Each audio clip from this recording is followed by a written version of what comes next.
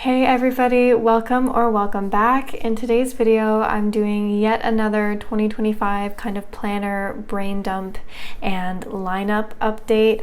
It's been quite overwhelming with Hobonichi and Sterling Ink, amongst others, coming out with their planners. And I mean overwhelming in a good way, obviously. It's a lot of amazing things, and that's the thing, is I want all of them, but I kind of just wanted to go over where my head's at and just get down to the brass tacks about what I actually need. I know that I've already made 2 other videos kind of on the same topic, so I apologize, but no one in my house wants to hear about this anymore, so it's gonna be you guys, but we'll have fun. I'm just gonna go over what my needs are and then what I'm thinking, and then maybe you can help me pick? Okay, without further ado, let's get started. So the very first one that I'm going to put is an everyday carry. This is going to be like my primary place. I'm going to have my daily to-do. I'm going to have my appointments. And then I'm also going to do like journal entries. So just like a daily journal. So already from here, I know that I'm going to need daily, and then either a weekly or monthly. And then that also fits into the daily, the journal. The next thing that I want is a pocket carry. And this just means one that I can keep in my purse. I think I mentioned in another video that if I'm out and about and I want to make an appointment, but I kind of don't know what I've already got going on, this will be that. So it's mostly just going to be like a monthly duplicate. And that doesn't have to be anything fancy. I'm not too fussed about it, and I already have an idea of what I want to use for that, but we'll get there.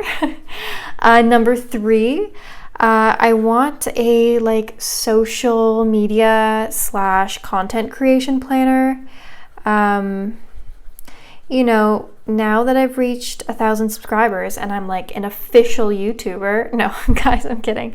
But I do kind of want to, organize when to post and things. I don't have a real uploading schedule, and it kind of gets overwhelming when I just do videos kind of on a whim. I think I'd rather have a posting schedule. And so for that, I do want to have a place for content ideas as well. So I'll probably need a weekly kind of schedule thing, and then maybe some blank pages for content ideas. So I'm going to include content ideas and then a posting schedule. And that's something that I kind of want to more prioritize in 2025 that I didn't in 2024. Then number 4, I kind of am already keeping a common place whenever I do my reading. I have a little field note right here. This is a little field note, and it's just my thoughts.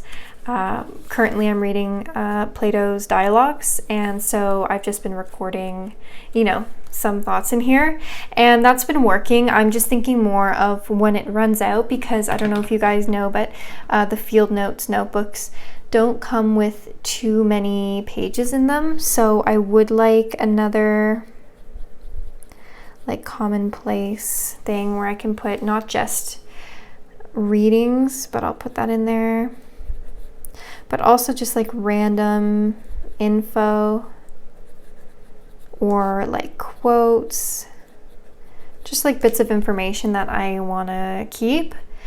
And that's pretty good. Anyway, moving on. The next one I want to have is somewhere for gratitude or something a little more spiritual. I found my 5-minute journal from a while ago, and I realized that when I had a gratitude practice, I really was more positive, like my outlook in life was more positive. And I do like the 5-minute journal, but the structure of it I think could be adjusted to, better fit what I want. But I would like a place that's just dedicated to gratitude and like affirmations, because I have tried blending it with other things, but then if I have like my affirmations paired with like a diary entry where I'm having like the worst day ever, it kind of they go against each other. So I do want to have a space where like in that moment I can just focus on being positive and yeah, really give it that space that it deserves. And then last, I would love a place to do health, like recipes, or tracking exercise. Guys, I've really fallen off of my exercise lately, and I would like to get back into that. So this is what I'm thinking. These are my 6 things that I want to prioritize, and this does not mean that I'm going to get 6 planners. It just means that these are 6 things that I want my planners to accommodate for. So now I'm going to go over what I'm thinking for each of them, and then you can tell me if that's a good idea. No, but I would love some input. Okay, let's get started. So circling back to my everyday carry, I've decided that a B6 size is perfect for me. I've tried an A5 and I've tried an A6, and I think the A5 was too large and the A6 was too small. In 2024, I've been using my B6 Slim for the Jibun Techo, and it's been pretty good, but I think the B6 is going to be perfect. So the planner that I have been looking at is the Paper Tess. And it's the B6, the full dailies, so it has the nestled month, week, and day. And I think that would be really good for me personally, because then I have a day per page, but I also have my week, so I can put like daily to-dos, appointments, etc. And I think it is going to be a really good everyday carry. I know what you're thinking. Why would I pick a planner that has the new Tomoe River paper? And I totally understand. I know I had made a whole video on not liking the new Tomoe River paper, and I stand by that, but I did hear someone say that the hobonichi Tomoe River paper is slightly different from all the other brands Tomoe River paper in that they coat it in something. Like there's a coating on it that's like their secret coating or something, and I think that might be why I don't like it as much. Let me just show you what I'm talking about. So I'm just gonna pull up for comparison. This is the Jibun Techo, and if I scratch the paper, let me bring it to the mic, I'm gonna scratch it. It's just like, it's pretty smooth. Like my nails don't dig into the paper. But in the hobonichi, the new paper, take a listen. Do you hear that? It's almost like it's like grippy, or like scratchy. Like it grips my nails, or squeaky. I want to say squeaky. That's how it feels.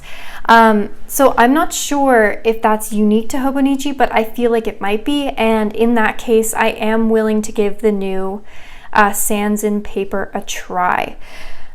Could that be a mistake? Yeah, I'm willing to admit that this might not be the smartest idea, but in terms of layout, the B6 by Paper Tess has everything that I would want in the layout, and so I feel like I might be able to overlook the paper. Okay, in terms of the pocket carry, what I have been looking at is just a pocket Leuchtturm, and this is it's an A6, and I have purchased this already. I'm just really confident about it because what could go wrong? But I just have used pocket bullet journals before. So I've been in my pocket dingbats, and it's been working quite well. And I think, once I get rid of the micro perforation by using the Leuchtturm, it'll just be perfect. And like I said, I'm not too fussed about it. It's purely functional, and it's just to keep track of my appointments when I'm not at home. Okay, so here's where things get a little funky monkey. The social media planner, I have been mega debating in this one between a Hobonichi Weeks and a Sterling Ink Weeks.